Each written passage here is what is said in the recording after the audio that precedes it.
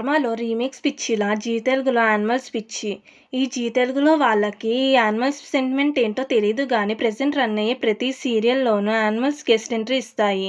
ఒకసారి ఏమో hero స్నేక్‌ని kiss చేస్తాడు.